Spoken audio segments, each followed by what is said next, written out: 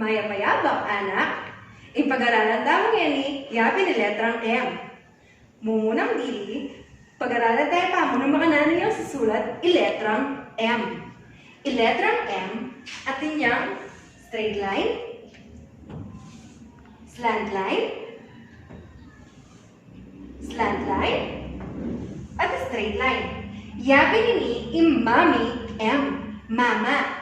Ibig sabihin, iyo atin niyang anak iletrang M. Makananon na yung manitsura, ing anak ng letrang M.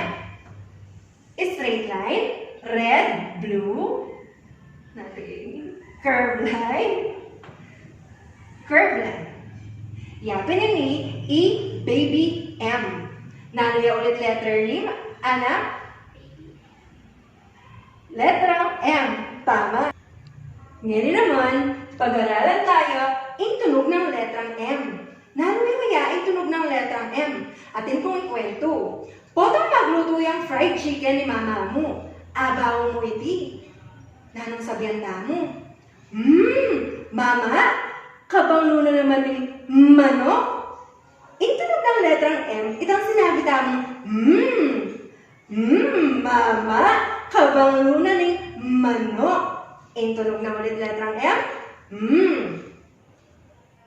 Ngayon naman, ating kung ituro kaya kayong kanta, bangkan nito, at tandaan niya, ing tunog ng letrang M. Umpisan tayo.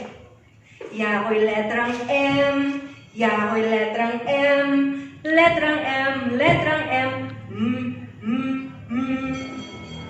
Ngayon naman, pag-aralan tayo, retang bagay magumpisa, king tunog ng letrang M. Mumunang bagay.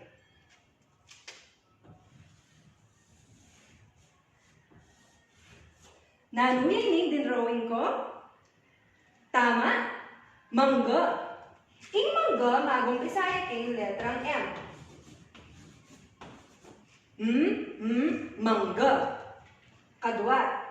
Gagamitan tayo ini, bangkanita manakit mo. Tama? Mata. Ing mata, magumpisaya naman king letrang M.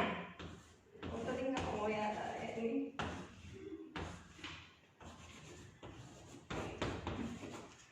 Katlo. Prutas siya ini, kulay yang maluto. Tama. Mansanas. Ing mansanas, magumpisaya mo naman king letrang M. Nandiyan ko si tomato. 1, 2, 3.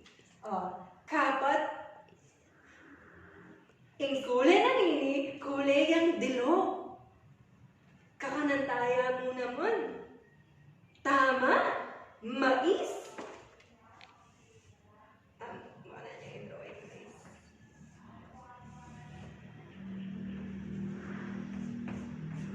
Ing mais, magumpisaya king letrang M.